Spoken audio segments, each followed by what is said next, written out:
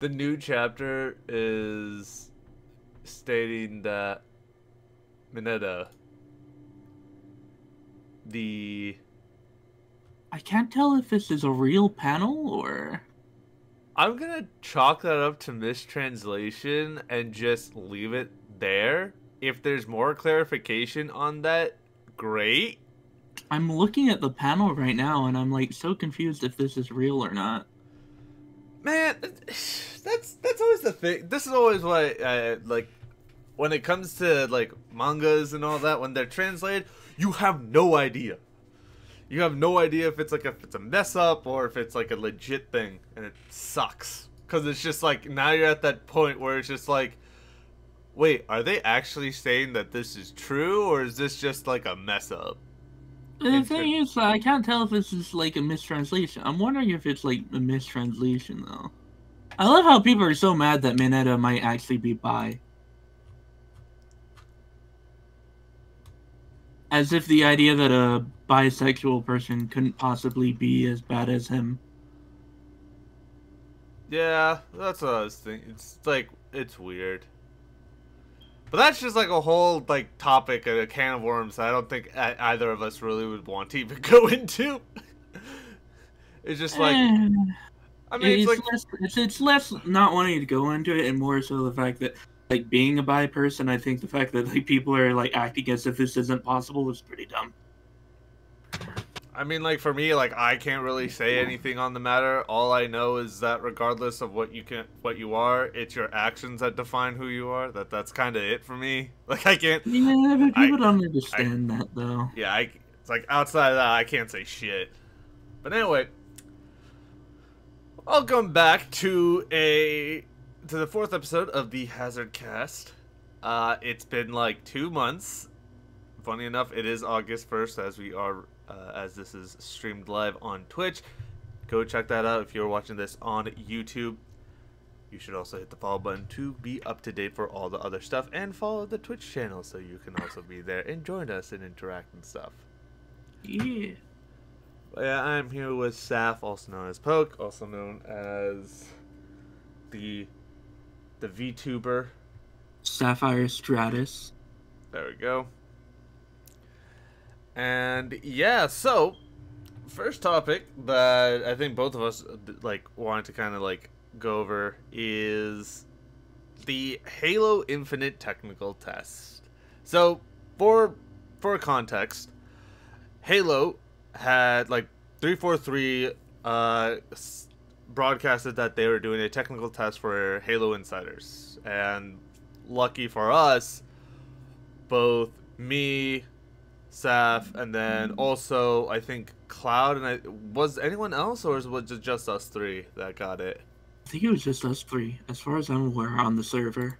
Yeah, so it's like us three, we got in, and you know, it's still going on as of right now. It's saying that they're ending it off, I think later, I think tomorrow, because they had delays initially. Like they're delaying it. Like it was supposed to end today, but then they kind of delayed it back another whole like 24 hours because essentially it's not a good thing to have the, you know, the expectation of, yes, our website's gonna still work. But enough of that. Let's actually go into the actual like conversation of the game itself. So obviously it's a technical test. This is not, you know, we kind of walked into that understanding that this is just a test. This is not the final finished product. Yeah, I absolutely say on that though. I knew that there was going to be bugs, and yeah, obviously it's technical test. There has to be stuff going. There has to be bugs. There's obviously going to be a lot of bugs. What scares me is the fact that this game is supposed to come out in 4 months in December, since December is holiday 2021. Yep. And so, my understanding from this is that I'm going, and I'm giving it either a benefit of a doubt or reality here, is that everything else is set. You know, all the single player stuff, all the storyline stuff, because they even had it where there was some pieces of information that got into the technical test that contained spoilers. And they even announced that too, just so like people would know. And then again, this is whole benefit of a doubt. You know, I am putting there's a lot of hope in this, especially from our previous expectations of, you know, other AAA titles that have come out over the last couple of years. Is like, that's all taken care of, that's all set, you know, all the single player stuff, and it's just right now they're focusing down and taking care of the multiplayer aspect. Because the way that it played on our systems was weird. First off, I'm going to start off with the positive stuff. The gameplay, holy shit, it's addicting. I fucking love it. I enjoy it. I'm like, regardless of, like, even in this buggy state, it's still really fun to play. I mean, like, I haven't put that much time into it, primarily just so it's like I don't actually want to just develop that addiction now. But I know people who have like put in like hours upon hours into the tech tests, and they haven't had an issue with it. I think the bots, even though I was kind of hoping that would be like, you know, actual like player versus player, it was still fun. They're still interesting of a challenge, especially when you have teammates who don't really do anything and it becomes a 4v1 for majority of it. Yeah, it's something. But I definitely like it. It feels like it felt good. Now, granted, they're bots, so they don't play the normal route of players, which are like, oh, it threw me off. The bots were playing so differently than a player does. Oh, like, yeah, no. I was so confused fighting them. I was like, holy fucking shit. How am I having trouble fighting bots? Exactly. The bots are more unpredictable than a player. They're bots! Like, to give you an idea, fucking, I was looking down a hallway, and I had the assault rifle out, and I'm shooting down. This motherfucker, this goddamn bot goes 80, 80, 80, 80 for like 5 seconds straight. And I'm just like stopping here like, dude, what are you doing? Like, this doesn't make sense. And then I die to a grenade from a different player. Like, goddamn. Like, I think like if that is how they're tuning the bots, I think like that's a good way to train if you want to go pro. The unpredictability of those things are insane, and I actually like it. I'm hoping that what that is that that's not the default, and that's their, yes, we made them really, really, really rampant for this one, and that, you know, kind of hoping that there's going to be something of a kind of like a modifier type deal where it's like, yes, you can go into a game with bots. What level of bots? And then they just said, we're going to kick it up to 11 for the tech test, just a stress test. That's it. Yeah. And like, it's great. It's kind of great. It's also crazy when you consider the fact that they have different kinds of programming for the AI. Like the fact that the first time we fought it was Marine, and then they changed it the next day to ODST. Yeah. And so both AIs work completely differently and like play differently with different play styles, to the point where it's like, what the fuck is happening here, 3 for 3? How did you manage to do this? Like, it's really well done AI, but it's like, how did you manage to program AI that's actually playing on a level field with the player? Like, I looked up like other stuff because I was so confused at the time, wondering like, how the fuck does this make sense? And I'm looking and I'm like, okay, I look up the hashtag and I'm just seeing so many people like, holy shit, what the fuck is this AI? And I'm just seeing like, goddamn, these AIs are like set to be pro. And I'm just like, yeah, okay, I'm not the only one who's. I feel like I'd have less trouble killing people if I was fighting a player. Oh, real though. Like, I feel like if we were to, like, rank them on, like, a scale from, like, 0 to 10, players would be a fucking 5 compared to these bots. I've never had, like, more confusion over a, like, movement in my life until that day. Like, yesterday was, I was just so confused. I was just like, he's gonna go, like, you're gonna go straight. A normal player would go straight. No, he fucking does, like, a circle and then fucking shoots at me. I'm like, wait, hold on. What? Give me some, like, run back of that. What the hell is that? Now, again, because of the fact that they have been, like, changing the types of AI, it does make it feel like that the thought process of that is good. And also it's like, yes, we are developing our AI. And it feels great that, we can kind of see that AI in action. I wouldn't be surprised. If this is the AI I'll be fighting in the campaign, I'm excited. Yeah, that's what I'm thinking too. Like, because that means the AI in the campaign won't be brain dead like they've been in most Halo games. Ah, got stuck. Ah, dead. Because I mean, like, not only that, but like, if this is the normal level AI, it makes me wonder, like, how difficult the normal campaign will be.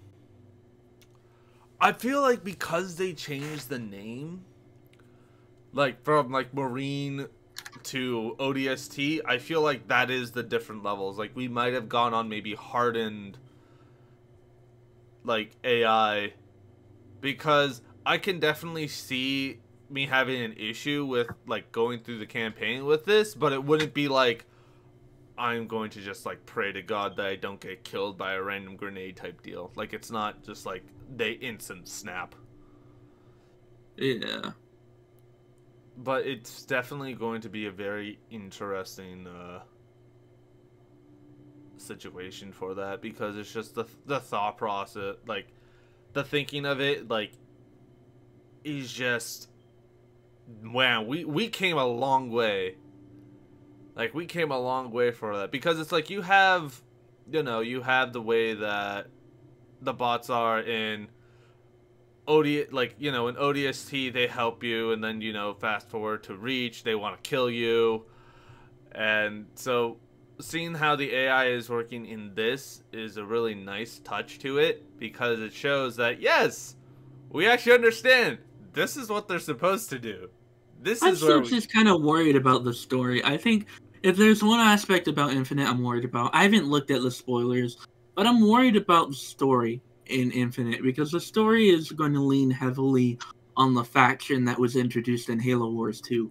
And the problem with leaning on the story of the faction from there is that... How many people played it? How many people that play the mainline games played the RTS games? Like, as much as I would like, cause, like, I love Halo Wars 2's story. I love the art style and the graphics and all, like, the gameplay and story is just everything about that game. But I really have to wonder how many people are going to be confused like they were in Halo 5. I'm worried that they'll pull another Halo 5 where, with Halo 5 had a huge problem of bringing Buck back and bringing in Blue Team and bringing in Locke's entire team, while not really giving us any character development on anyone. Yeah, I think... Which is kind of crazy to think about, that Locke, the main character, had no character development. They really made him one-dimensional. I mean, like, well, granted, this is just a bias for me. I cared more about Buck than Locke. I think Buck was the only one who actually, like, had a personality in that game. Yeah, like, it actually showed, like, you realize, like, we're going to be hated. Like, he even goes over the fact of, like, I understand what we have to do, but I don't like this. No one else likes this. So I just want you guys to realize we are not going to be having a good time. I also really hope that the choreography doesn't fucking suck. is what I'm horrified of. Because whenever I talk about the choreography of 5, I always point towards the Spartan Lock versus Master Chief fight scene. You mean two robots battling it out, making it look like they're trying to be human? It's not even two robots. It's like watching two old men who know how to fight, but aren't actually fighting, and are heavily telegraphing their fights during it. It's like when people talk about and compare the choreography of what was it? I think it was to what, like, is the Rise of Skywalker? That was the third movie from the sequel trilogy. Mm-hmm. Yeah, like because people talk about the Rise of Skywalker. I mean, to be honest, the choreography sucks in all 3 movies. No, yes, yeah, but I'm just saying, like, in particular that one, because that one's like the most recent. And then you look at the main trilogy. I mean, I guess and then the I would prequel argue trilogy, like, I would argue it's worse than Last Jedi, because the thing about Skywalker is that even though Rise of Skywalker's choreography is kind of like mediocre, at least it had some cool sets to go with it. Like like when they were fighting on the abandoned. I thought one of my favorite things about Rise of Skywalker that I think they did brilliantly was taking advantage of the link between Kylo and Rey for those fight scenes. Oh, I like that. I like that like the lot. One where she's on the planet and she's in. I think she's in the spaceship and he is on the planet. No, I thought it was the opposite. No, they had a conversation. Because he's just gone down there to the planet, and they start having a conversation because she's on the spaceship, and he starts fighting her, and it leads to them breaking Darth Vader's helmet that's on the stand. Yeah. I thought that was absolutely brilliant and a beautiful, well done, at least set piece. Seeing them like fight in the 2 different areas at the same time. Oh yeah, I mean, it just sucks that the choreography wasn't that great. Yeah, but I would argue Last Jedi is worse because it has the throne room fight scene. Now, the reason why I hate the throne room fight scene is because of the fact that you have Kylo and Rey fighting too many enemies at the same time. Yeah, I forgot and about that. You can do that and have it work just fine, but the problem is you can very clearly see that Daisy Ridley was too slow in her movements, because if you watch that scene carefully, you will see sometimes that the stunt actors who are in the red suits are basically trying to fake things to make it seem like they're doing something while waiting for Daisy to catch up to them. Yeah. See, that, like, the one thing, like... it's fine to have background movement to, like, make it seem like something's going on. That's just the standard stuff in general. But it's not fine for the person that she's fighting directly to be doing something randomly to make it seem like something's happening while she catches up. Yeah, no, for real. I think the one thing, though, that that I really, really wish that American movies need to do more of is actually practicing long choreographed fight scenes. Yeah, speaking of choreography, that reminds me of Mortal Kombat. And you know why it reminds me of Mortal Kombat? Something that pisses me off about the movie. Oh, why? And I'm talking about the one that came out in April. Oh, the one where it, like, follows a no-name character? Yeah. So, the actor who plays Sub-Zero and Scorpion, they're both martial artists. They are both martial artists, which is why the first fight of the movie and the last fight of the movie are the best. Because they actually know what they're doing. So, they're actually fighting at, like, that... Man, I need to watch... But you know what really fucking sucks? Is the rest of it doesn't? Is that Sub-Zero, the actor, they told his actor to slow down because people couldn't keep up with him. What? But, martial arts is literally I don't think they said that for the first fight, but I feel like they said that for probably the last fight. Because he's only in 2 fights as far as I can remember. That If he was in another fight, he might have been in one when they all invaded the area to fight against each other. Maybe then. Tuna battleground. No, Yeah, but it's still it's just they told him to slow down because people couldn't catch up with him and keep up with him, and I'm like, are you serious? You're telling the actor, this brilliant martial artist, the man who was in Raid, to fucking slow down? You don't tell somebody who is a well-known actor from one of the most beloved like action movies to, hey, by the way, you should slow down. It's fucking wild to think about. I can't think of that. I can't. Like, literally, if you told me that, I feel like you would be lying. Like, I feel like you're lying to me. That's the issue. Because it's like, I wish I was lying. It doesn't make sense. Like, if I want to see two martial artists go at it, I want to see them going at it full, like, hard. Like, not, like, don't kill each other type deal, but at least, like, you know what you're doing. You know your limits. Fucking show that shit, man. Like, that's how you make a good movie. And that's why, you know, if you look at Asian movies and, like, when they, like, especially action movies, like Chinese or Japanese movies, they always have, like, long fight scenes. Because the way that they choreograph it is, like, they know what they're doing.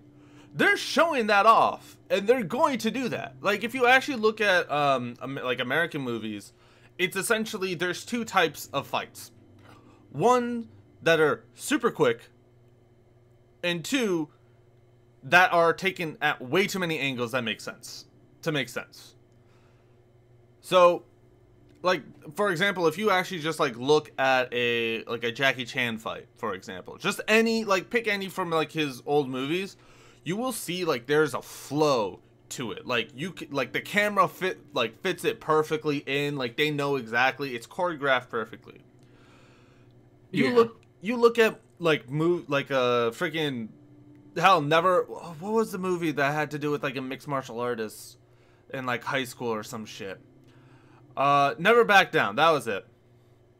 And you look at that, you see so many fucking cuts. Like, you're seeing a cut, like, oh, boom, and then you switch the camera, and it's just the guy receiving the punch. Not, oh, you see it both in the same time. It's just, like, that doesn't make sense. Like, why am I, like, it just feels so jarring to see. It's like, it's just, like, change. Like, if you, it's just, I don't know. Like, for me, it's like, I would rather just see the fight in its full, like, in one, like, location, than rather having, like, the cuts. But at least have the cuts work properly with it. Don't have it just like, oh, he tosses a punch, impact is when the cut happens. Like, no, that feels disjointed. I feel like games are worse for that, right? Because games don't have any right to cut away because of the fact that it's all mocap. And yet, somehow, they still fuck up fight scenes. Well, because it's mocap. Because the people that they're using are likely not well adversed to fight that way.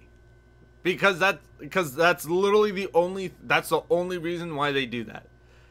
I would disagree, because if you look at Capcom does mocap for Devil May Cry. Oh shit, you're right. If Capcom can do it, these other companies don't have an excuse. Wait, isn't Capcom like a Japanese company? Yeah, which shows that they fucking care. Sure, yeah. I mean, Capcom's always, like, is really good. I mean, granted, like, a lot of their games are freaking, like, well done. Especially their DMC. Like, that shit is just really good. I'm just really happy, like, seeing them, like, succeed from that. But anyway, back to, like, the whole thing at hand. If there is a thing where it's like, just put the fucking funding into the right places. Like, if you're gonna have a fight scene, have a proper fight scene. I'm scared of how Infinite is gonna turn out because of multiple reasons. Like, one, Halo 5 gave me no faith in like their choreography because of how bad the choreography was in that game. That's true. Two, they were gonna release it last year, and you know I didn't necessarily have a problem with the graphics. It kind of confused me why a next gen game was releasing with those kind of weird graphics, but it didn't bother me too much. But what bothered me now is playing the technical preview and seeing how many bugs there are, and realizing that it would have been even worse had it released yet last year. Yeah. I think the one thing... And now I'm wondering... What's up? Are they going to be able to fix most of, if not all of the bugs that we're finding in the technical preview by the time it comes out? Or is this going to be another Cyberpunk? My money is they delay it. Because Microsoft knows they cannot withstand the shit that Cyberpunk happened. Because Cyberpunk fucking went all in on this, they fucked up, and they lost a third of their fucking value within the first weekend, and then the remaining amount over the next few months. There is no fucking way that Microsoft's gonna be like, yeah, we're gonna like let this go and through. It's like, but it's buggy as shit. Fuck it, whatever. Whoever at fucking Xbox or Microsoft, whoever is the main like parent company who is forcing them to send this out in 2021, I am praying to God that you realize what you could be like causing. Like, there is a lot of shit that can go down very much horribly for Because here's the thing, we don't know about the problems with the multiplayer. Yeah, there's a huge possibility that there are bugs in the campaign that we don't know about. Yeah. Because this is the first time since Halo 1 that it's gonna be like... Halo 1 wasn't necessarily open world, but it was semi-open world in the sense that it gave you a huge space. Yeah. This is gonna be the first time that Halo is gonna be truly open world. Mm-hmm. And not only that, it's also even in that quote, like, because in Halo 1 they gave the false sense of open worldness when it's still, you know, a linear game. Yeah. In this, the fact that it's an open world, I would not be surprised if the campaign is shorter in terms of the story than what you would expect from a linear title. Because that's always what happens. Like, if you actually just go through, like, if you go through the main story of the majority of open world games, those would normally finish in about, like, 3 to 4 hours. With like, you know, insert Bethesda title here being the only exception, and even then, you still got Fallout 3 and Fallout 4 still following that rule. Like, yeah, it's just the fact of, you know, I'm not surprised. Like, I can now understand why they're saying this is Halo Infinite. Because if they like, worst case scenario for them is that they can retcon this as, oh, this is a spin-off. Like, you know, like, this isn't the main thing with the, like, you know, it's, but the problem is like, they brought in the chief, so that's the main issue here. Yeah, they did bring in Chief. As like, cause as I was going, it's like, oh, they can make this into a spot. No, they can't. They brought in the chief, so you literally, this is canon. They have to essentially retcon an entire game. If this fucks up, I still think, like, I honestly kind of wish that we had Halo 6 be focused on Locke, their group, you know, Chief and Blue Team, rather than whatever the hell this is going on where he's back to being a one-man army. Because as much as the AIs in fucking Guardians was shit, I still like the fact that you had individual characters. You know, you had somebody that you can be. Like, Yeah. like for example, if you were like, if you did like just can't if you did like the co-op in Halo 2, you were just a copy of the chief. That was it. Like, it literally made it feel like it was great. Like, don't get me wrong, when when I play with you, it was fun as fuck in Halo 2, especially on Legendary. That was fucking a holler. But it's still the fact of, like, looking at it in terms of immersion wise, it seems weird. When we got to Halo 3 ODST, that felt much better because, one, it was you and the Arbiter, and if you had co-op, it's you were the Master Chief or you were the Arbiter, your choice, but you still were, like, your existence was there, like it was there in terms of story, not just, oh, this is just an add-on. And then we have the ODST 4-player co-op. Hey, guess what? You can be all these people. You can be Mickey, Buck, all that. And it's just like, yes, that's what I want. But, I think what's kind of crazy to think is that ODST's story, which is short and sweet and simple, is a better story than Halo 5's, which is way too long. The issue is that... And it also tried to be complicated when, it's not that complicated. Like, the way they did it is like, what was the thing? What was the saying? Ah, yes. They tried to cover it with multiple different pieces of string rather than using one single tarp. Like, something very simple takes care of it. Very easy, straightforward. Meanwhile, let's just put a shit ton of, strings and all that can, once fail, literally just undoes everything. It's just, I honestly was kind of hoping, that would be kind of a cool thing to have, a resurgence of, the whole, AI system. That was cool. Yeah.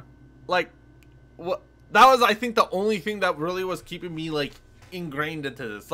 Locke's motive, that could have been a cool idea. That could have been. Because, again, it still feels kind of like the parallels between, Halo 2 and Halo 5, because of that fact of, yes, you do have two different storylines going on at the same time. You have Arbiter redeeming himself and realizing, the prophets are wrong.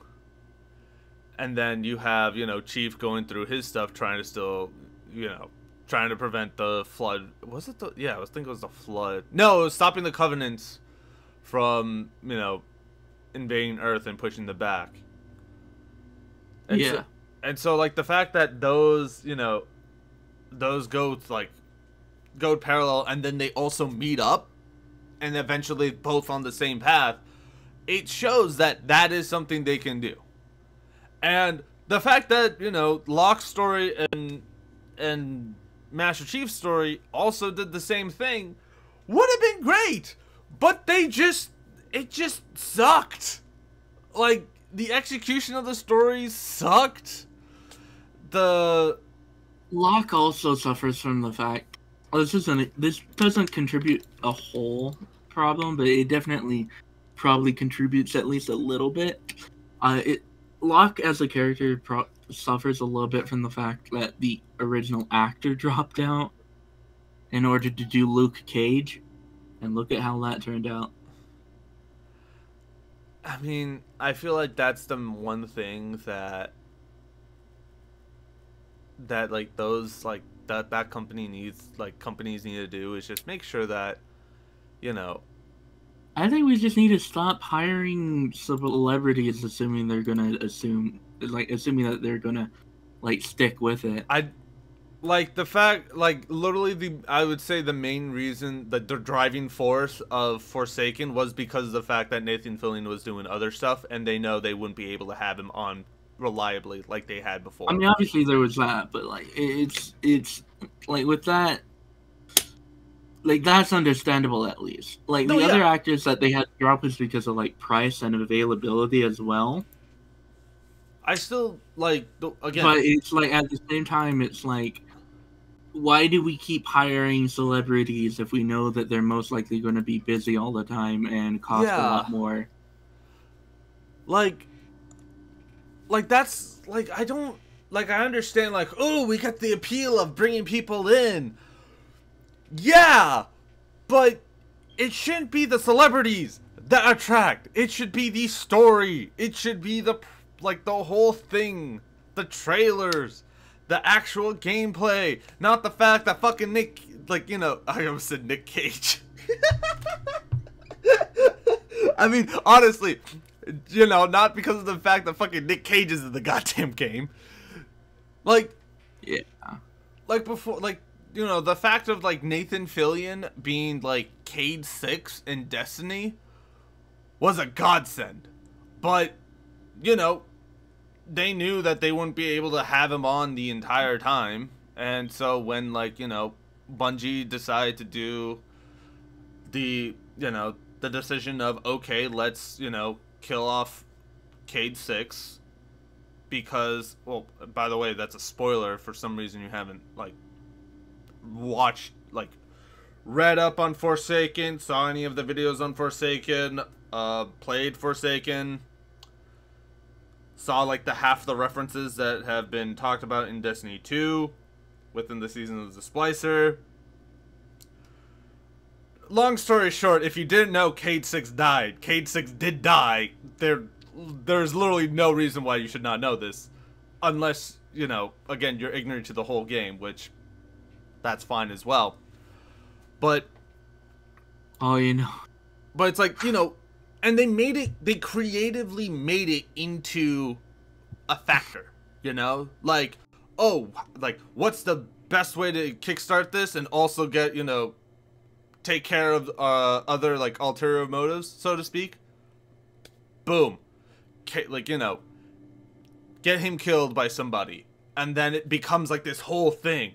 And because of that, just the, you know, just that whole thing of them just removing out a character essentially kickstarted one of the greatest years in Destiny history as of right now. So it's, you know, there's a way that it's good to have celebrities on, but you also need to realize that celebrities are not going to be the one thing that you need to have as a selling point. We loved Cade.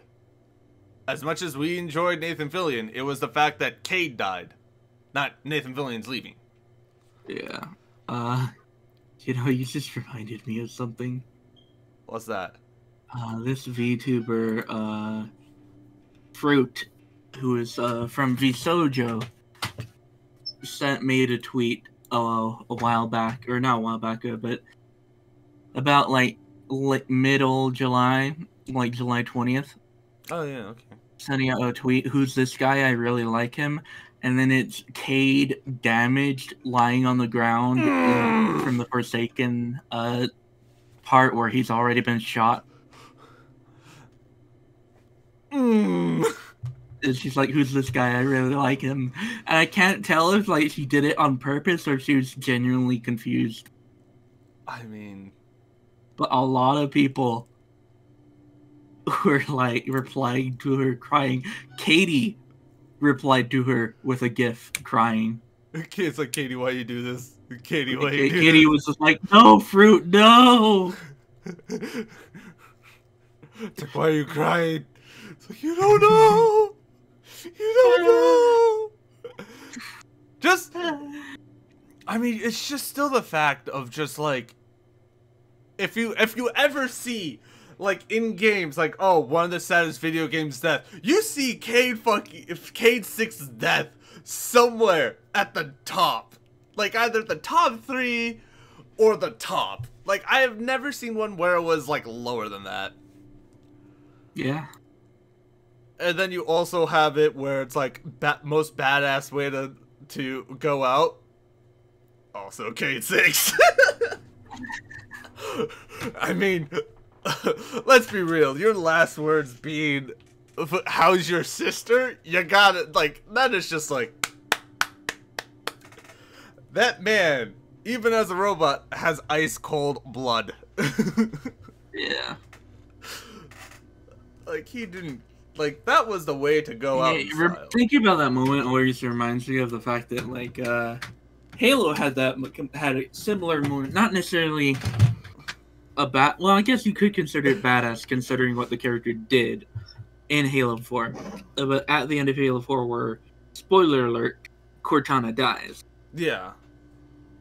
And it's crazy to think that Bungie, unlike 343, has kept the character dead. Yeah. I mean, like, yeah. I'm, like, I still do not like the fact that, like, I know they were trying to, like, preface this with the whole rise of AI thing, but there's a way that you can do that. There's a way you are able to do that. Like, I wouldn't be, like, easiest way you could have done that is you had either, like, a Cortana copy or a Cortana simulant, which doesn't look like Cortana. And, you know, doesn't have, like, you know, the same voice actor or anything. Like, someone equally different than Cortana, but still able to develop that relationship like Cortana to Master Chief. I'm still mad that Halo 5 had so much false marketing for it. Oh, yeah. Dude, I still remember the fucking live action shit, too. Yeah, the Hunt the Truth series. I fucking love that series, man. Like, that was a good series. The Hunt the Truth was really awesome, and it genuinely got me excited for Halo 5. I was like, holy shit, are we going to get, like, a really good campaign? And then Halo 5 came out. I still remember listening to the Hunt for the Truth during my lectures when I was in college. Oh, that was so good. It's weird to think that when Hunt for the Truth was coming out, I was in freshman year. That was 6 years ago at this point. Yeah, it's... Actually, hold on, let me actually think about that. No, because I started in September, so it hasn't been 6 years, so to speak, but it's like, it's getting there. Like, goddamn. You know what's crazy to think about? Is the fact that Halo 5 came out the same year that Final Fantasy XIV's first expansion, Heavensward, came out. Which is weird to think about, that Halo went in a direction where its story went bad, while Final Fantasy was like, hey guys, we've got this fantastic story over here. We're better now. We're upgrading. And it's like, what is that, like, kind of crazy coincidence that Final Fantasy would be making its comeback for story-wise, while Halo would be going downwards? I mean, everyone has their eras. Like, you know, you always see the era of Call of Duty, you see the era of Halo. I mean, hell, you saw the era of Battlefield, you know? Even though, yeah, in my opinion... I mean, Battlefield's kind of making a return with... Yes. What was it, 2042? What is 20, it? I think it was like, 2042 or 21... No, not 2142. I think it's 2042. I mean, by the way, I'm fucking pre-ordering that, obviously, because holy shit, that just... The fact that you can literally make custom games in that already is like a sell. Like... Because I like initially thought when they first brought up the fact of like, oh, it's just a few, you know, like 7 maps in total. As a hardcore person, yes, I'm gonna buy that because one, it's back to what I enjoy. I didn't really like, I didn't mind Battlefield 1. I gave no shits about Battlefield 2, like Battlefield 5. And I was just kind of waiting for that next one to come out that isn't based in fucking prehistoric era terms of warfare or the oversaturated, overused genre of World War II. Yeah. And so the fact that they came back to, like, you know, Battlefield 2042 and, like, was the big hype for me on that one. Like, that was already the selling point. Like, I was sold. But as someone, like, thinking about it from a casual player's perspective, like someone who does not play this, who is not someone who grew up with that, like with Battlefield 3 and Battlefield 4, it did not seem like $70 was worth it. You know, it's like you're gonna, like, unless you're planning on spending 10 hours on average per map, there's no... I wasn't very excited for Battlefield 2042 until I found out about Portal. Yeah. Portal is gonna be fucking fun, dude. Portal just sounds so chaotic and ridiculous that I really want to try it out and play it. I will have no problem making a fucking series on that shit. That would be fucking great, dude. Just like, yes, here, these are all the things for Portal. And I'm like, okay, this is what happens, all that stuff. Cause, dude, it's like cause thinking about it, it's like custom games in Battlefield was something that was never done, you know? And it's more than just custom games, really, because it's in custom games, you're really just kind of like taking the assets in the game and like creating stuff and like creating game modes off of this. This is like expanding that and letting you do like more than that with like it's gonna let you do like World War II stuff against future stuff. It's like Forge. That's crazy. It's Battlefield Forge. Like, that's, I think, the simplest way of saying it. It's Battlefield Forge, and it's like, yes, I'm down for this.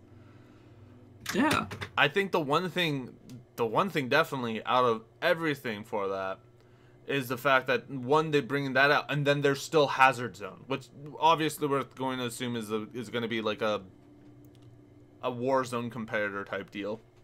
So that I didn't really like have that much of a care, but it's still the fact of like Portal being a thing. I would not be surprised if they're going to focus down and just train down on Battlefield 2042 for the next few years, especially because of the Hazard Zone. Because the fact that, one, you have, you know, again, you have a lot of the companies going back to Call of Duty. You know, they went back to the whole like Modern Warfare, set it up with Warzone, and then now they're integrating Warzone into like Black Ops. Then you're gonna have likely the whatever the next game is that's coming out later this year, that if they even announced it or not, I don't fucking know. I don't know if I'm gonna buy it though, because I have to wait to see how everything turns out with the lawsuit. I'm not. See, the thing is when I heard it was in World War II, I'm like, I'm not buying that. Well, it being World War II is not a problem for me. My problem is that, like, do I want to buy this game that is going to support these people that are still at Activision Blizzard that should have been fired by now, that are for some reason not being fired? That's true. Speaking of because this whole like lawsuit came out, and like, you know, this is not your normal thing where it's like people go on Twitter and they make accusations or allegations that are really hard to prove. This is a fucking state investigation. Yeah, the fact that you have a fucking the state of California literally putting a lawsuit for like a civil lawsuit is fucking damning. I'm gonna let the court handle it, but I don't know. I don't know if I really want to buy like the new Call of Duty when I know this is gonna support these fuckers. I don't know if I want to buy the new Overwatch 2 if I know it's gonna support those fuckers. I'm like I feel like at this point, any purchase that I do not make from Activision, like on Activision Blizzard stuff, is just based on principle at this point. Because before this all came out, I've been very iffy on Overwatch 2 because it's like I haven't really enjoyed the, you know, like the multiplayer on that, so it's like I doubt I'll be playing that often. And then with it just being essentially addition of the story campaign, like yeah, great, cool, but essentially, like Overwatch 2 is essentially just taking the multiplayer of Overwatch 1, upgrading the graphics, adding a PvE campaign, and new maps, basically. And it really hurts. Like, if it was the fact that it wasn't going to let you play with Overwatch 1 players, I could understand how they could maybe convince people. But considering the fact that, like, you don't have to buy Overwatch 2 to still play with people, that's going to stop a lot of people from upgrading. I mean, honestly, I feel like the issue is that it depends on how much was there for it, because like as much as like they don't really provide much in terms of lore for it. It's just like you see it from the skins, you see it from like the comics and all that, but it's like outside of that there's not much else, which is kind of where my issue lies. Because like, for example, let's look over at Halo. There are, what, 7 games at this point? 7 or 8? There's quite a few, so... Well, I'm just talking about the ones involving, like, Master Chief. Because there is Halo... Just involving Chief? 2, 3, 4, 5... And then there's going to be Infinite, so my bad, 6. So there's 6 of them. But we still have so much information on Chief because there's so much external information. Like, we know what he's done on Reach during the fall of Reach. We've also had like more information on not just him, but we also get more information on the fact of his team, that he worked with a team and all that. And hell, we'll look at another Bungie title, Destiny. Destiny's, like, people say there's not a lot of content. If you are someone who is who loves the lore, like I am, it's fucking amazing. Like, you can look into it. You look at the Grimoire cards through Destiny 1. I need to be real fucking honest about the whole, like, content thing. I think the dumbest complaint I've ever heard from Destiny players, and I'll always call it dumb, is when people say that there's no content or there's very little content. I'm like, well, when you decide to run through the entire game in a single week, of course there's no fucking content for you. Yeah, like, that's that for me. The way that I see it is that, because it's more like, the only reason why I would say there's no content in my eyes is because I literally did everything and I'm satisfied. Like, I'm not saying there's no content. I've never had a problem with that, right? Like, I've always been of the mindset that I'm going to complete everything and then take a break, because that's just how I play. That's just how I consume Destiny. That's just how I consume it. 100%. I don't look at it as if I need to be playing this every single day of every week. I know, because that's a bad mindset. Having the idea that I need to be playing this every single day, every week, when I know that the game provides content for you to play in bursts instead of a lot of time, is probably the worst mindset. Like, this is not Final Fantasy. This is not World of Warcraft. This is not any of those games where they provide a hell of a lot of content for the end game for you to go through and consume however you want. This is a game that provides you a set amount of content and at the same time spreads out some of that over the coming week. Destiny is not the kind of game people should be like trying to play every single day of every single week. Honestly, the way that I see it is that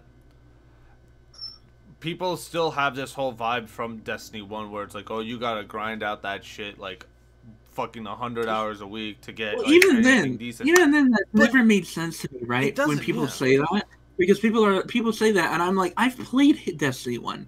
I've been playing it. I played that since like House of Wolves. Like, I played the alpha, but didn't really play vanilla. I played a little bit in like vanilla Destiny before What was the first expansion? Dark Below came out. I think it was Dark Below, yeah. And then, but most of my playtime comes from House of Wolves onward. And I've got to be fucking honest. I don't know what people are talking about when they say that Destiny 1 made you want to play the game. I took a fucking long ass break every single time I completed content. I would go through House, like when I did House of Wolves and stuff, I had a lot of content go through because I hadn't done Dark Below and I hadn't done House of Wolves, and I hadn't done a lot of the stuff in base Destiny. Yeah. So I did a bunch of that stuff, and that's the reason why I have a lot of hours between House of Wolves and Taken King, because I didn't really experience that drought that other people were experiencing, because I hadn't completed a lot of content. Yeah. But when Taken King came out, I was like, okay, I'm going to play this. Spent first month playing it basically every day after school, and then... Done. Second month came out, and I was like, okay, nothing really much to do. I'm going to take a break. If something happens, I'll hop on. And something did happen, I would hop on, I would do that. But nothing would really happen. Why? Because it was maybe a month of content, and then you're done. And people are like, oh, you don't get that with Destiny. But you do, though. You do get that with Destiny, too. With Beyond Light, you play for like a month, and then you're done for like the rest of it. Well, I think the... With Shadowkeep, you played for like a month, and then you're done for the rest of it. Obviously, there's week-by-week content. Yeah. But the idea that it's any worse than what Destiny 1 was, when Taken King, you would do this stuff and you'd be done for basically an entire year, except for events that would come for winter, for like the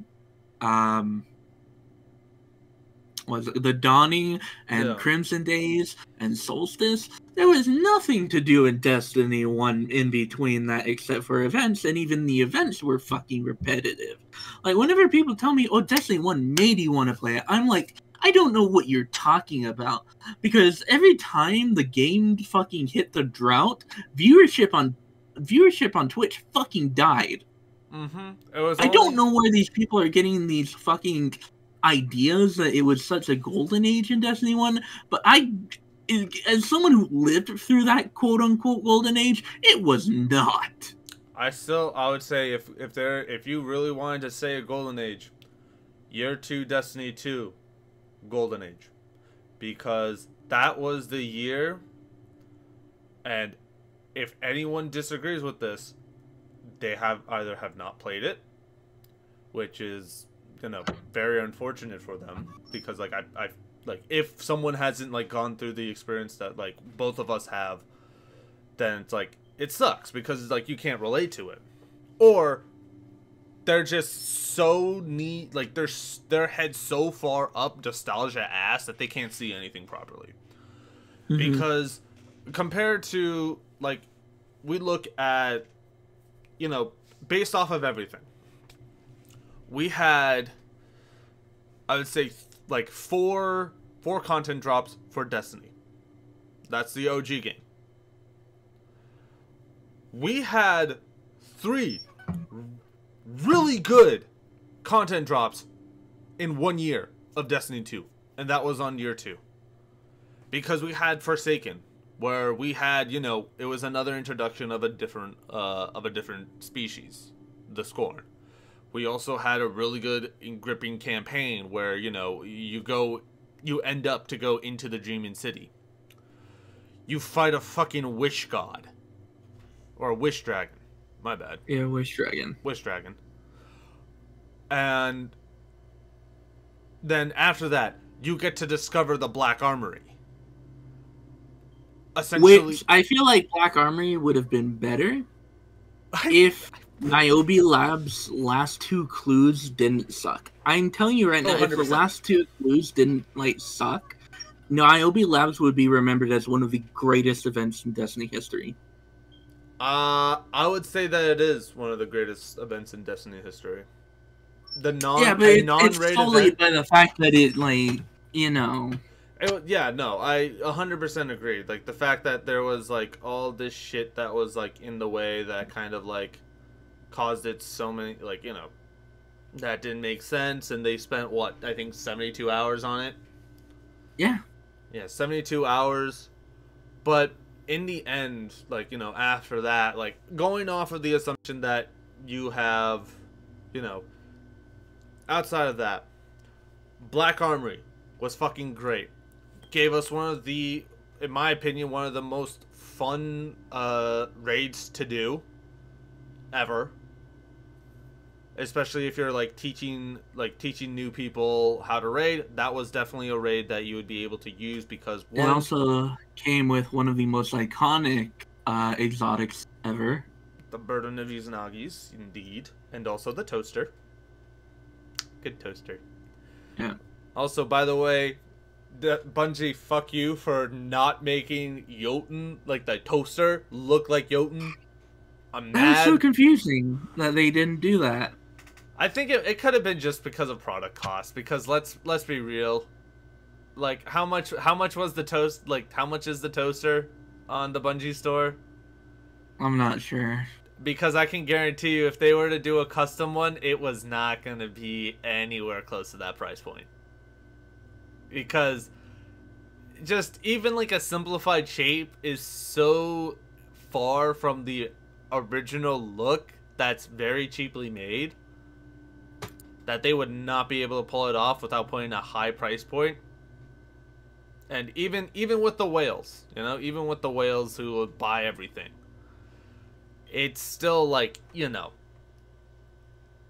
in their eyes, it's not the best idea. But anyway, enough of that. And then we essentially had the quote-unquote drought, which was just Joker's Wild. And I think Joker's Wild was good. The way that they brought it in and also introduced a new mode to a previously introduced mode of Gambit. I would argue that like Joker's Wild would be remembered better if it wasn't for the fact that it forced you, that in order to get the titles, you had to go through Gambit Prime on 4 different separate grinds. Mm-hmm. Which were all ridiculously long and stressful and annoying, and was overall just not fun. I would argue that if that grind wasn't as bad, people would remember it better.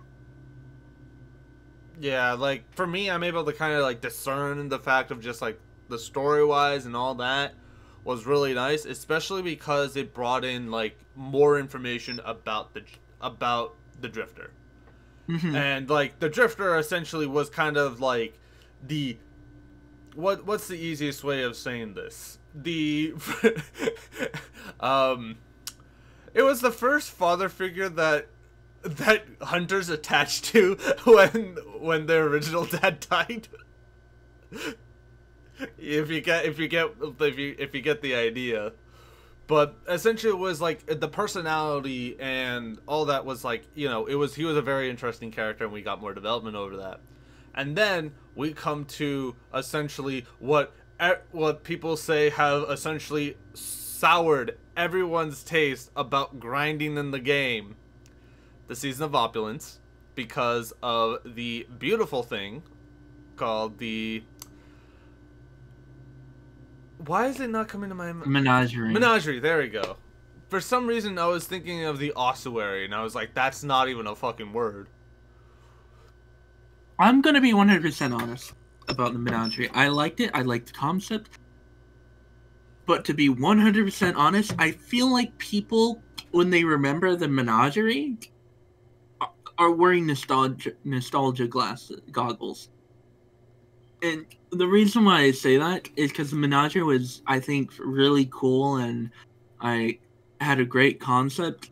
But, like, once you had played Menagerie after, like, 20 times, you realize that it was an extremely repetitive grind that, even though it was rewarding in the sense that you could essentially pick the loot you wanted, it was still kind of too long and would only really reward you with one thing. Yeah, there was a glitch in the beginning, but if you ignore the fact that the glitch existed, which the glitch wasn't supposed to exist, if you ignore the glitch, you realize that Menagerie really isn't that rewarding. It really wasn't. Like, it would let you get the weapon or armor piece of your choice, as well as like doing specific things with it. But at the same time, when you consider the fact that the reason why people remember Menagerie so fondly is because of the glitch. It puts it into perspective that maybe Menagerie wasn't as great as people remember it. Yeah, like for me, I like the fact of the fact that you can choose your reward. Now, again, there's a reason why I say that this soured so many people's like taste for grinding loot, was because this was the only time, and this was before Umbral engrams came into play, the only time that there was anything where you can select. Everything else was random. When it came to I think the only other option that you could have done was making frames and Black Armory. That was it. And that was only limited to what, 4 or 5 weapons? It was Basically the sniper, the blast furnace, which I will always fucking love, hammerhead, the hand cannon, the kindled, the bow. Yeah. I think that was it. Yeah, because the rest of the guns came from the raid. Yeah. But, you know, it's still the fact of you essentially have all these different, like, options. Because outside of 5, which, you know, 4 of which, I think all 5 of them were always specific to one location up until the final forge was open. So it's because Verguzia would let you do all the frames in it. Mm-hmm. Like, you couldn't do, like, all that. It's just that you were still forced to do the other forges if you didn't have the exotics from them. Yep. Or the shaders. Yeah. And so, you know, you have that whole thing, and then after that, it's just, oh, you just gotta pray to God. And then they never brought the engram stuff until a year later in Season of Arrivals. And I think the one thing is... Season of Arrivals was really good because of the fact that Umbral engrams were extremely rewarding. Oh, yeah. Fucking... Hey, you wanted any of these Which is why I'm fucking mad at Bungie for how Umbrals work now, with the fact that they're not rewarding. How do we go from Arrivals, where people are telling you that they love the system that exists in Arrivals, to the overcomplicated nonsense that is the Umbrals in Chosen and Splicer? I just don't like the fact that we have to unlock by doing objectives, in my opinion. I find that just, like... I don't understand how we got to that point. It's beyond me. It's either like, oh, they wanted it to be more for the story content. Like, sure, I guess. But even then, like, there's no need, dude. Like, because, like, half of this stuff is like, oh, yeah, you need to get, like, the fucking Cabal Gold or in this case, the Ether for the fucking, you know, the gauntlet.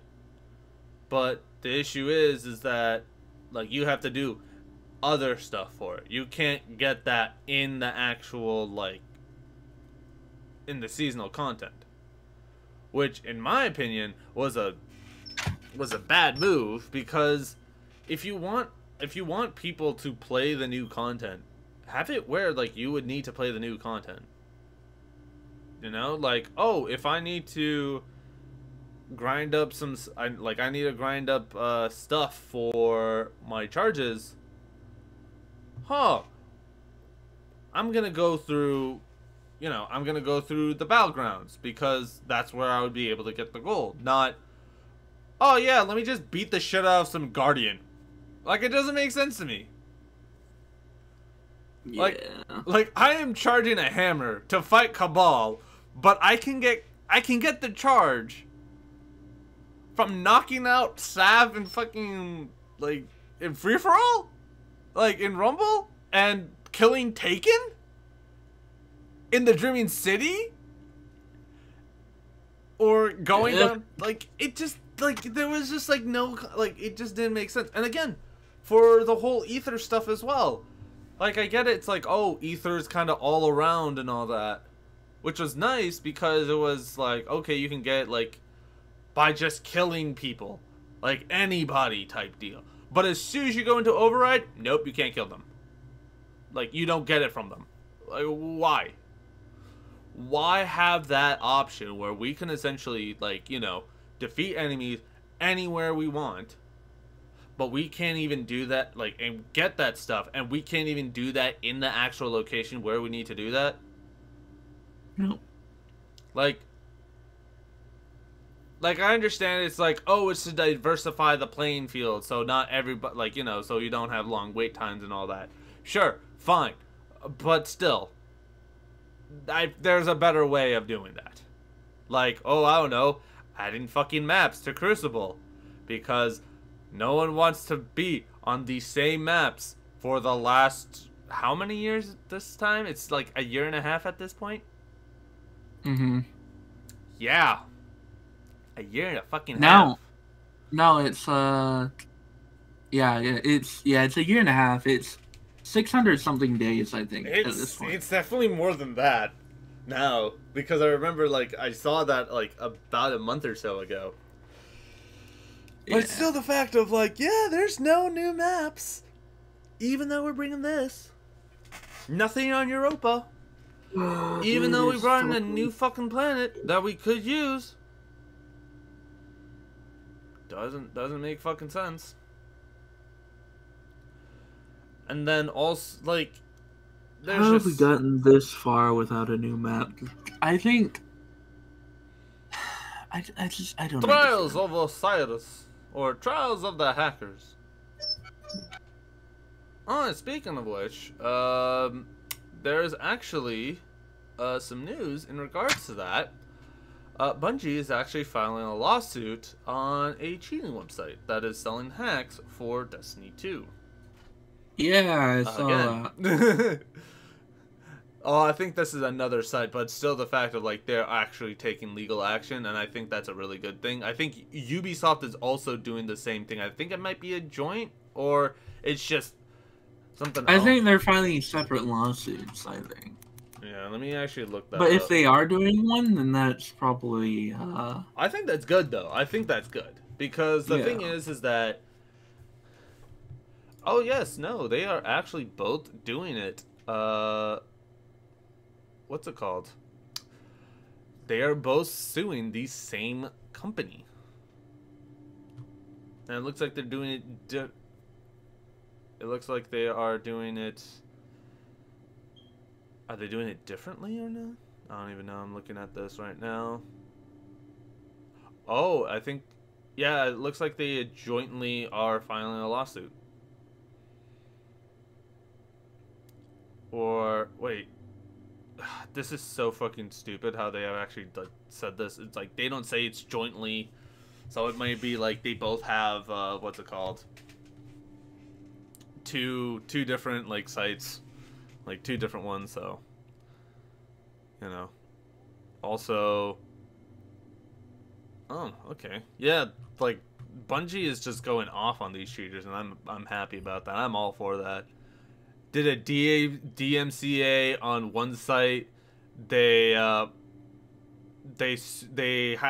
a lawsuit for a website with like on top of Riot's filing a lawsuit to the same company, and then they're doing it with, you know, the same as Ubisoft. I like that. I like when, you know, like, it's good that they're taking that precaution, you know. They're not like, yeah, we're gonna abuse DMCA, so because guess what?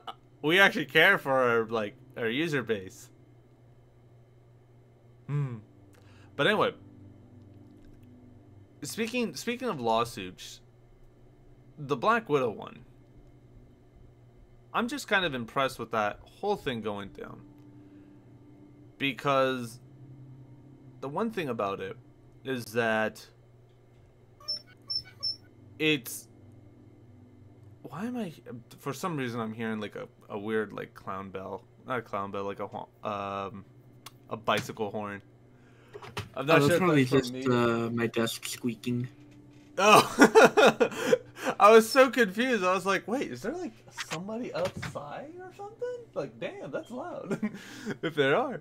But essentially, the whole basis of the lawsuit was the fact that Black Widow, the movie, was available on both in theaters and on Disney Plus. And the issue is that the contract that Scarlett Johansson had was that she would be receiving a portion of the proceeds from only the box office revenue, not from Disney Plus. To be fair, this was before. This was like the contract was made before they made the decision to switch to Disney Plus, right? To do both Disney Plus and movie theaters. That's valid. So the issue with that is the same issue that happened with The Quiet Place Part 2. Wait, Quiet Place Part 2 had a... I didn't hear about that one. It's not a lawsuit, but they are like kind of arguing with the studio. John Krasinski and Emily Blunt were promised to get, I think, back-end profits or something from the box office. Yeah.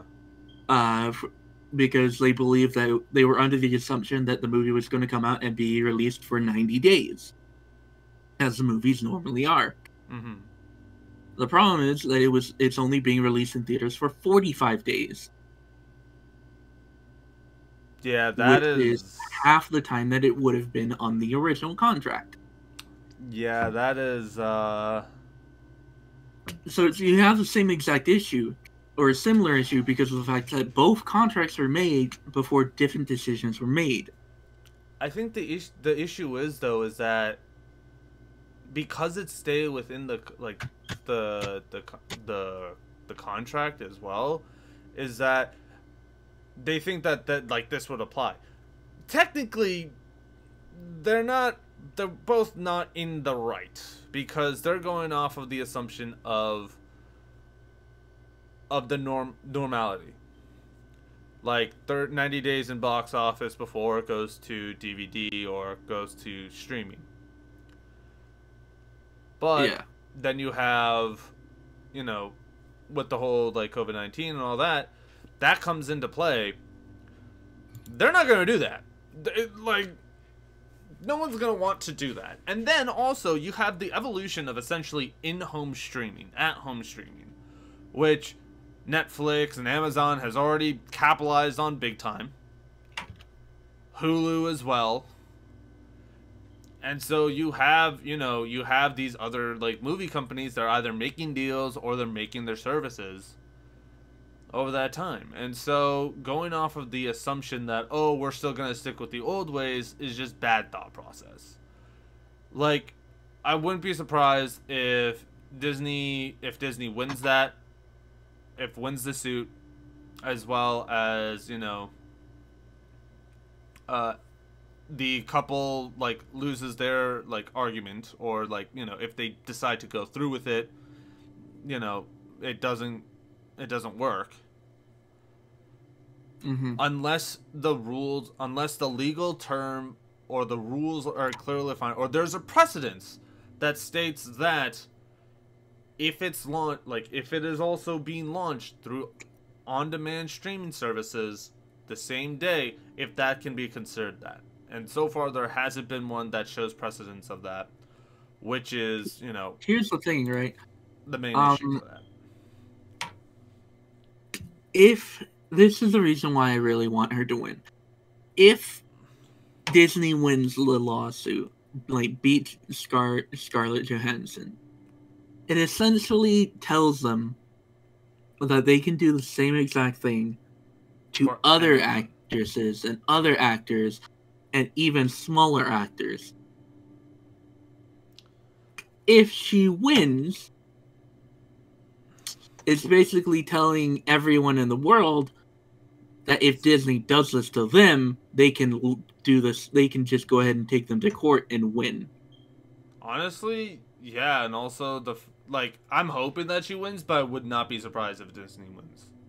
Because here's the thing, I don't really care if Scarlett Johansson gets some money or not. I just care about whether or not she wins to prove a point to Disney. Yeah, well, it's also like again, like, huge cases like that set precedents.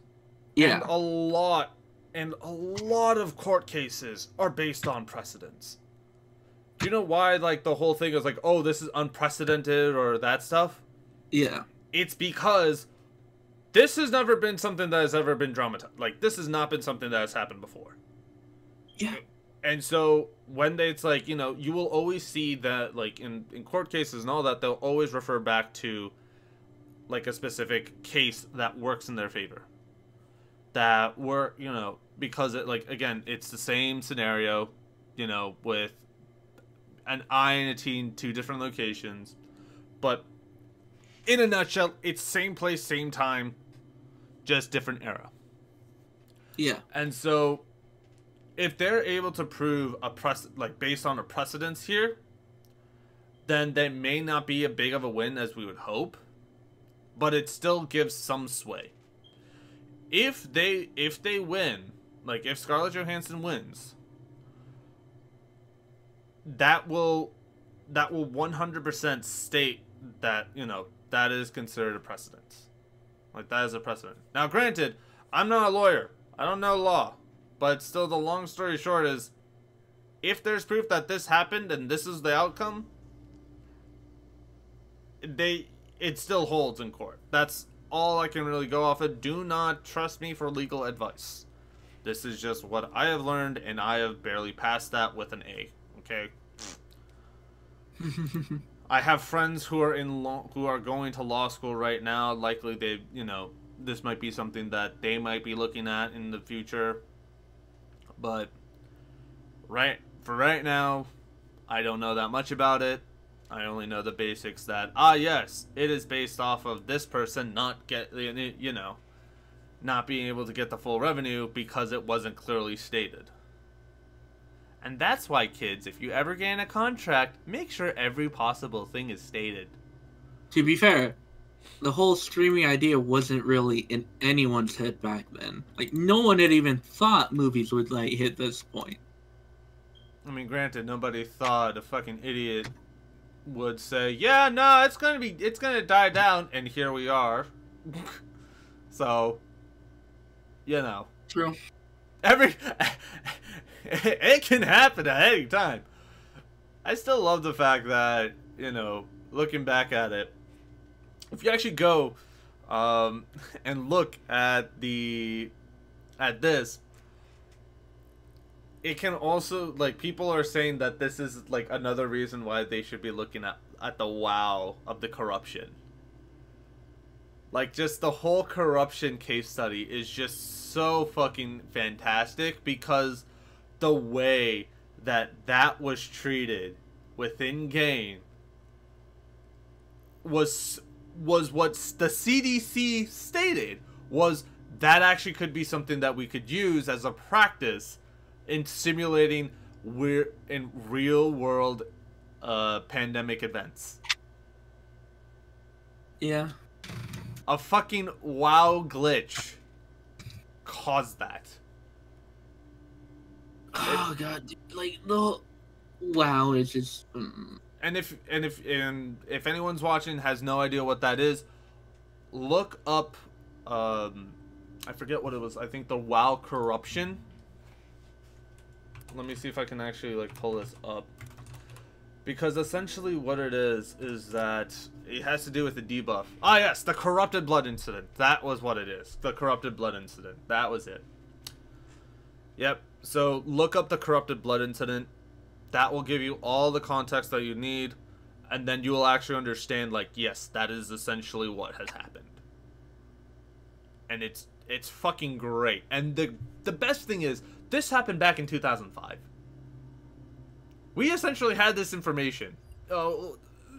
We could have had this information, but, you know, Activision being a fucking shithole of a company that it is, back then, now, didn't disclose that information because, well, you know, the glitch kind of almost fucked their game up. But Yeah. it's still just the fact that we have, like, you know, all these things, all these, like, markers that are kind of like, yeah, if we actually kind of looked at that, maybe we would have done something a little bit better. But, you know, that's just kind of how it is for that. But I think the one thing is that with, you know, with how everything is, definitely law is going to change. 100% law is going to change because, you know, the medium of entertainment has changed. Gaming has become more pronounced now than before. And hell, before, when it was like one of those things where it's like, whatever, it was hitting billion-dollar revenue streams like easy.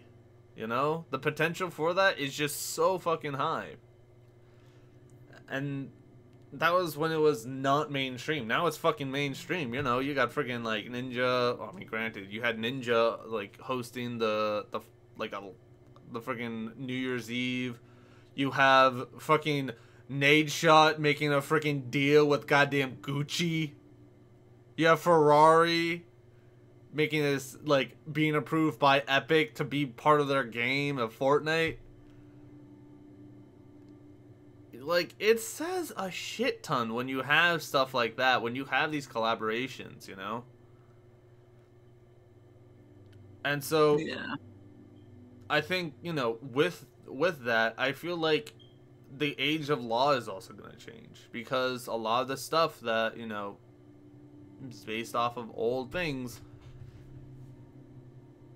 we don't know if it is something that will stay the same, because, you know, if the whole house is new but the foundation's old, the foundation's gonna crack. And I think this is definitely one of the signs that it's cracking, is the whole lawsuit that's going on right now. Yeah. Because without a shadow of a doubt, this is definitely something that will have an impact on how other people use their content, how everyone else will utilize their how they do that. So this is definitely going to be something that everyone should keep an eye on, or at least, like, you know, have some ear on in some way for it. Yeah. But I think, you know, that's just kind of how it is. But, you know, speaking of, like, MMOs, the fucking MMOs are rising. It's always interesting to me. Like, looking at it, you just, you know, normally it's like I never thought about it that much. You know, we've talked, like, if you've watched, like, my videos before, it's like we've talked about it before. This guy's still trying to convince me to play. He's still doing it.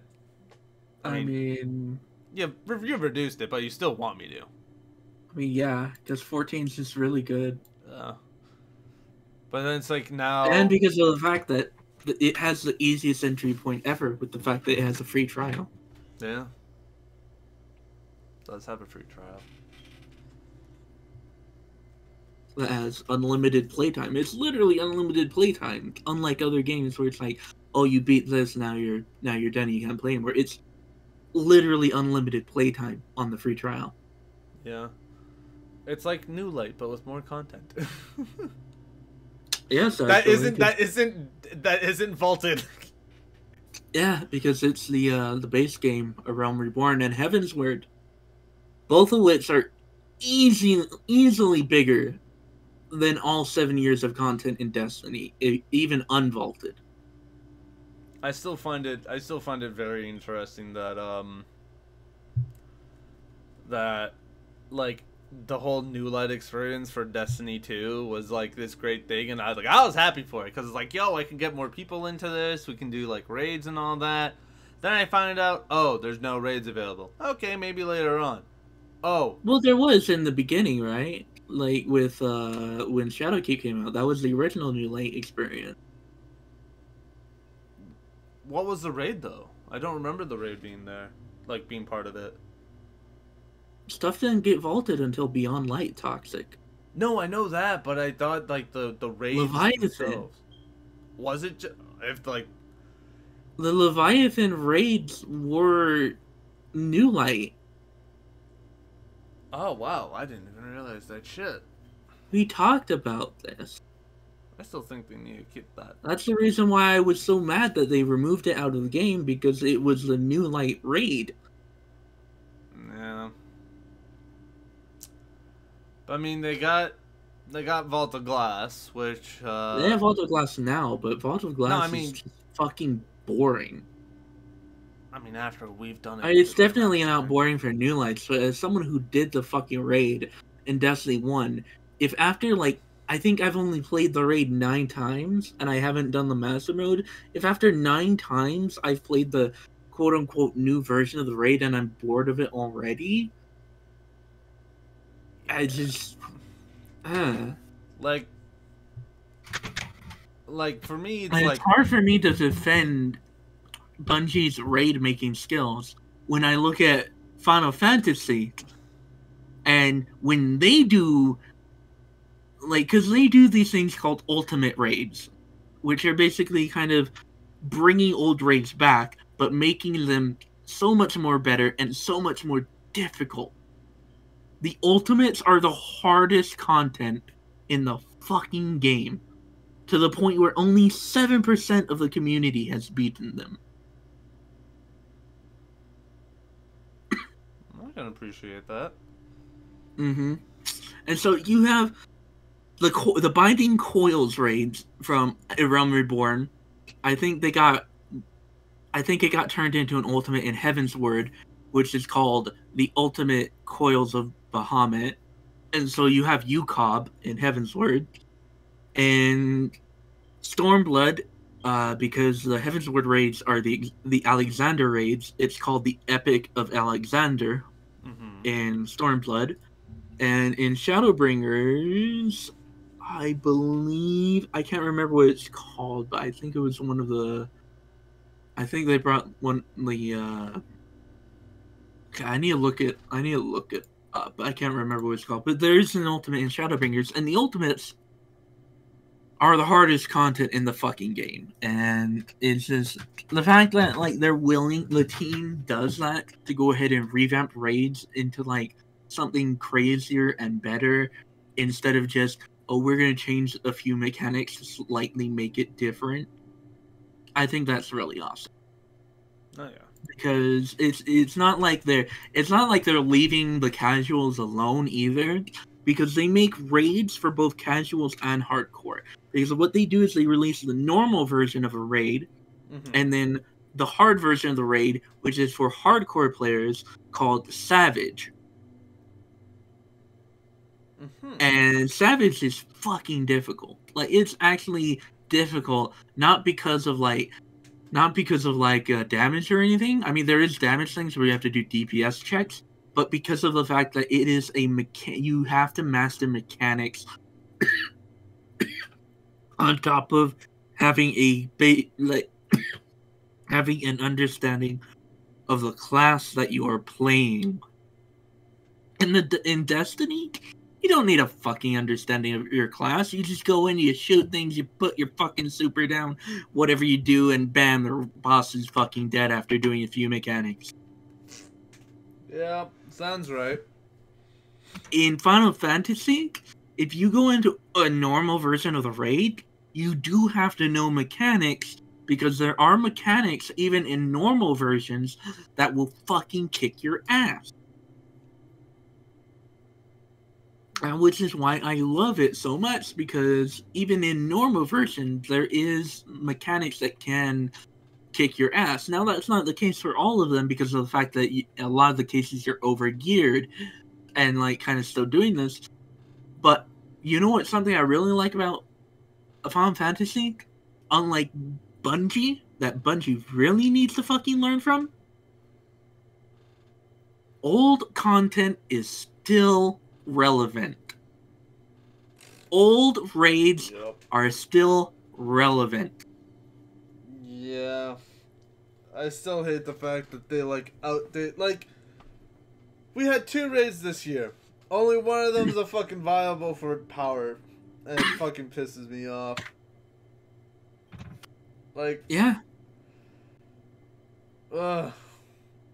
Yeah, but it's like, you look at, like, that, and you keep that in mind, and it's like, why is it that in Destiny, a game that claims to want to be an MMO isn't stealing concepts from Final Fantasy, an MMO that is doing extremely well?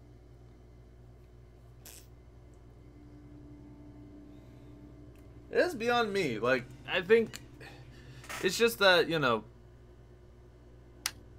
I think the primary thing is the fact of the dynamics of Final Fantasy and Destiny 2 are different, but there's still the fact of there should be some other stuff that they could have taken into account, like the fact that, oh,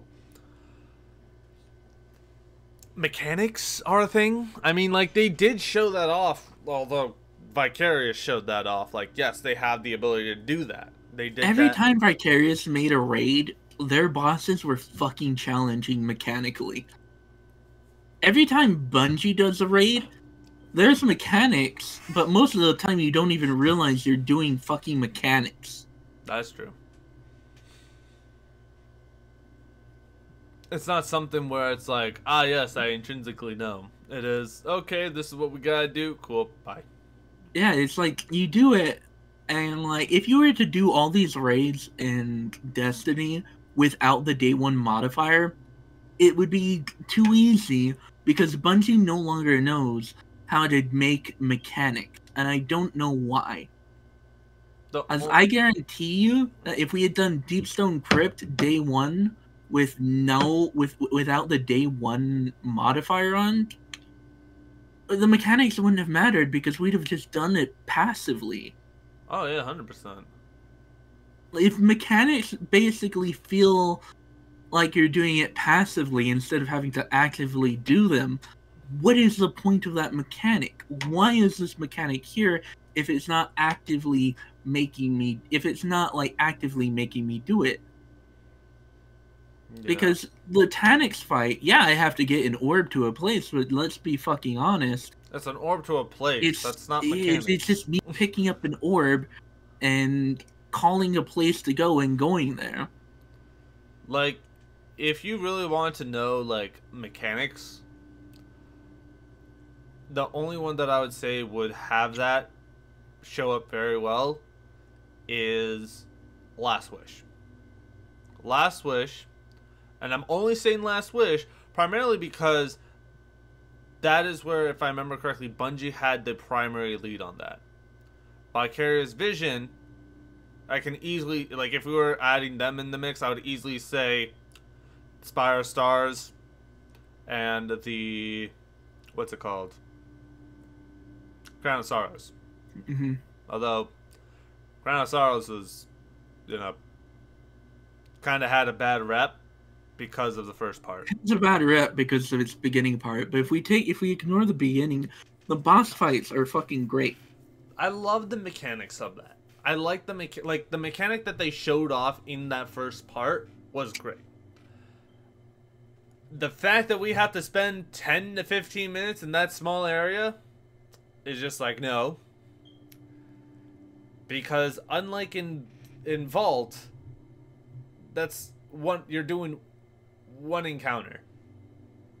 At least in Vault, and this is the only benefit that I would give to Vault in terms of this. It's still fucking guilty of this, but it's not as guilty because guess what? You're doing 3 encounters in one location. Mm-hmm. That's it. That is the only thing. We're too long in the same location.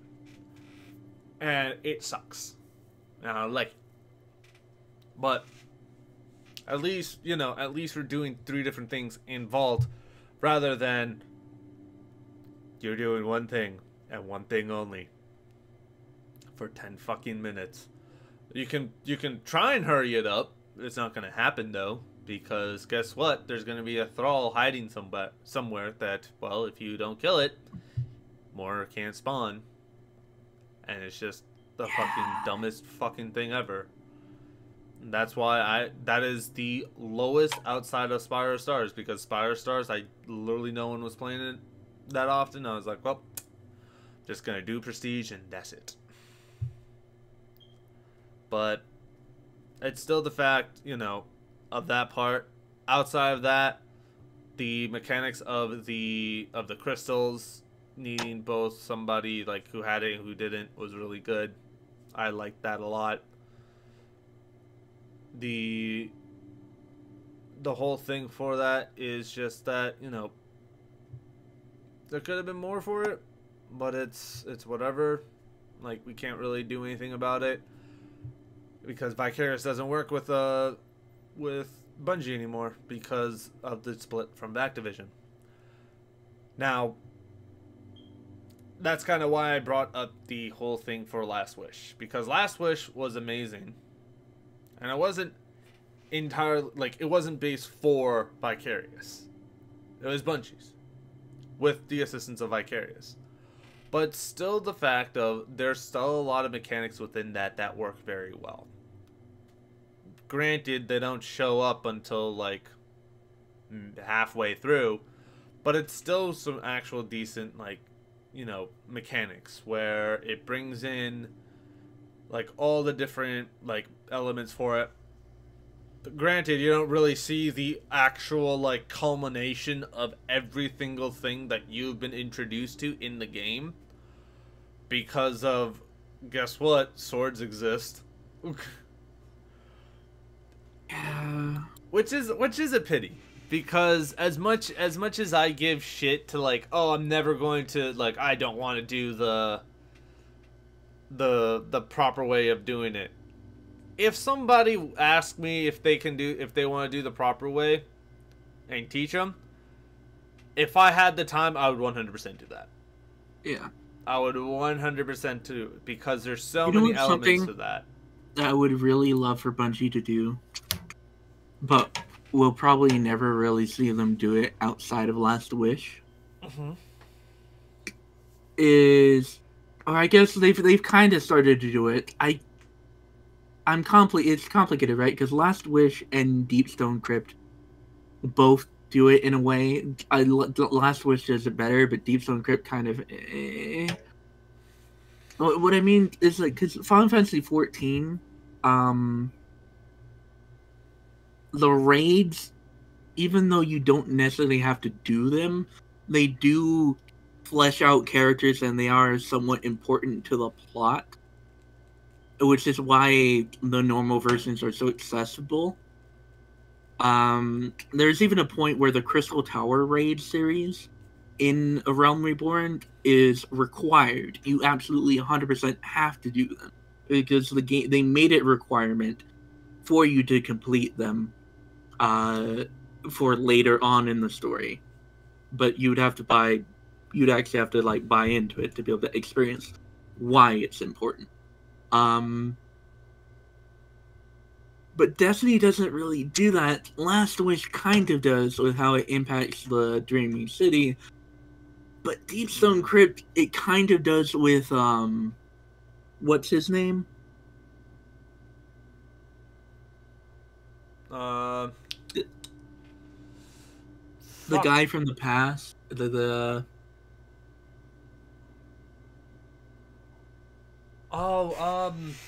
talking about the orb, right? No, not the orb. Dreams. I can't even remember it. Shit. What is his name? I can't remember his name.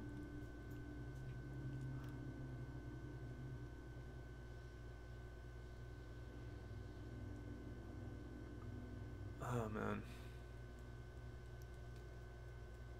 Clovis. Huh? Clovis. Oh, yeah, Clovis. Yeah. I mean, but at the same time, Clovis isn't really seemingly part of the main story. No, he stopped being irrelevant after. I think Savathun's raid, if it even features Savathun, will be the first time since Last Wish that we see a raid directly in the story.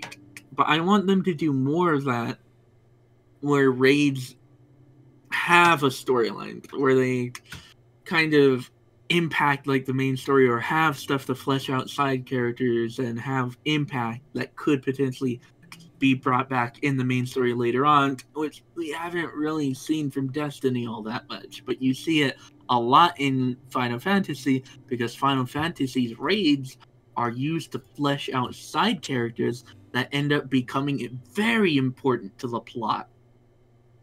Yeah. In Destiny, it's like, oh yeah, we'll flesh out these side characters who are basically never going to be seen again, except for maybe a side quest in the future. In like 2 years. It's just, you know, it's weird.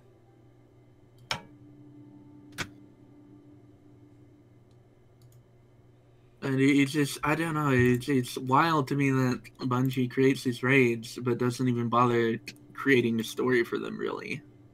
I mean, there's some type of story in it, but it's, you know, in the end, it's not the one that you would want to have, you know?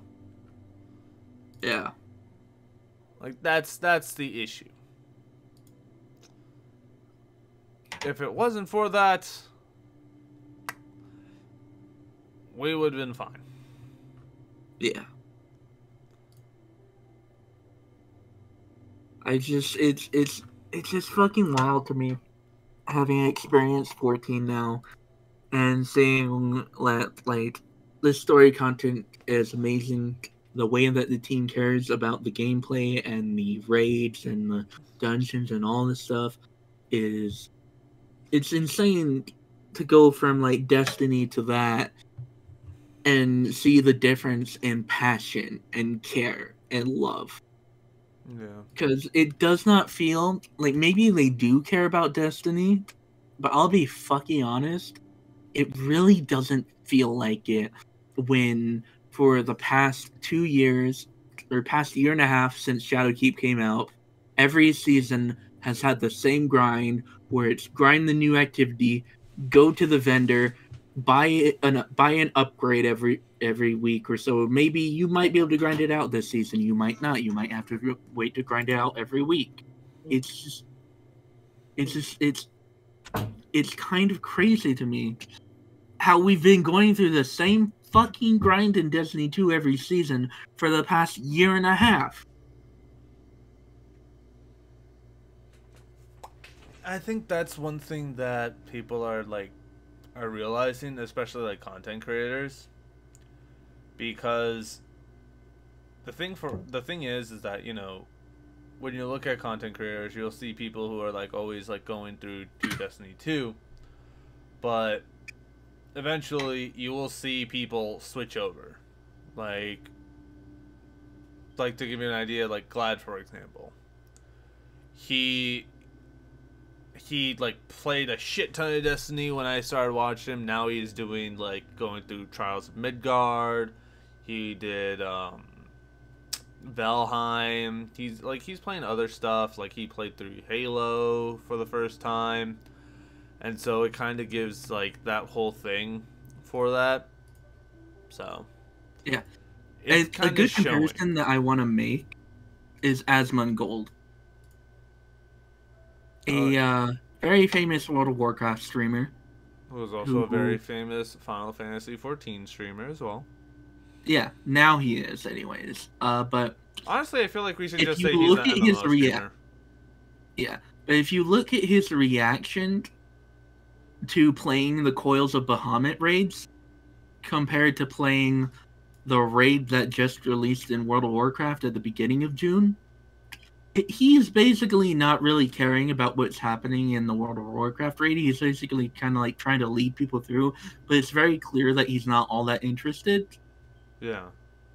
Then he plays Final Fantasy 14, Coils of Bahamut, and you can tell he's fucking into it. Because he is fucking like, he's watching the presentation of the raid, he's listening to the musical cues, the visual presentation of everything. The visual presentation of raids in World of Warcraft is very bland. You basically just have the boss, and then it's doing attacks. But in Final Fantasy, it is a visual masterpiece for the bosses. Yeah. I can see that. I think the one thing is And it's really crazy to think that he's having more fun with a raid that came out in like 2014 versus the new World of Warcraft raid. Yeah. It's always a very interesting thing. Why am I yawning? Fuck. I'm just tired, man. But I think the one thing is that with how everything is, looking, because also like you have Summit, who, you know, he was an ex-pro FPS player. Like, he got into MMOs as well, and he was going through it, and like it looks like he was enjoying himself. But it's always one of those things where it's just like, all right, is this something like I would see myself doing? And it's like, it's a maybe. For me, it's a maybe. Like, I might do it, although, you know, the amount of like time that I would have, I'm starting to lose, because there's like other stuff that I'm doing as well. So, you know, it's always like that whole thing. But it's just, I don't know. With how everything is, I think, because I really feel like that Final Fantasy grew because people had literally nothing else to do. In terms of, like, going outside, going to places. You know? Because you're stuck at home, right? You already played through Warzone. You're fucking sick of that. You already played through all these other games. You're sick of that. What about this one? This has a lot of stuff to do. Okay. And then it kind of grows and grows and grows, and then it's just like, oh, there we go. Because again, I feel like the whole reason why everything that's happening right now, the lawsuit, the rise of Final Fantasy, and the tech demo being the way that it is just because of how everything has changed so drastically within the span of the last 18 months. Mm-hmm. And because of that, that's where, you know, a lot of things will now change in the future, even though this is stuff that should have already kind of been done before. So, yeah. But again, that's kind of just like how I see it. Oh man. But I think this would be a good time to wrap everything up, because overall I think that, you know, in a nutshell, I like to call it the tech demo, even though it's like a, you know, basically a tech demo. It is a tech demo. It's great, but there's still a lot of bugs. Hopefully, I hope we can get it ironed out by the time it's supposed to come out. Oh, 100%, yes. And then also, hopefully, that that Scarlett Johansson wins the lawsuit, sets that as a precedent in the future.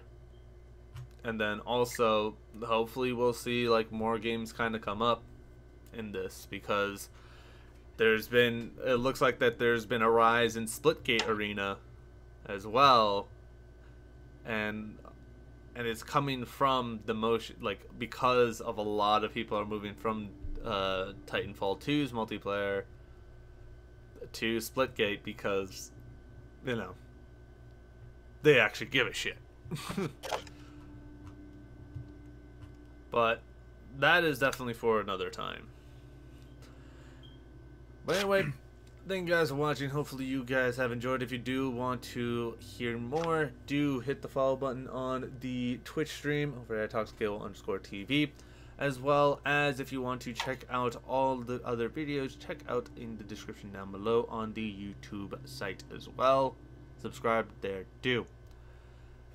It has been me, Toxic, and Seth, and with that, remember, this isn't just a podcast, it's also something where you guys can join in. So if you do want to join us live, do hit the notification for the Twitch stream, so when we do go live, you'll be the first to find out. You can talk to us, join us, and then we would be able to have an actual decent, like, talking point with you guys.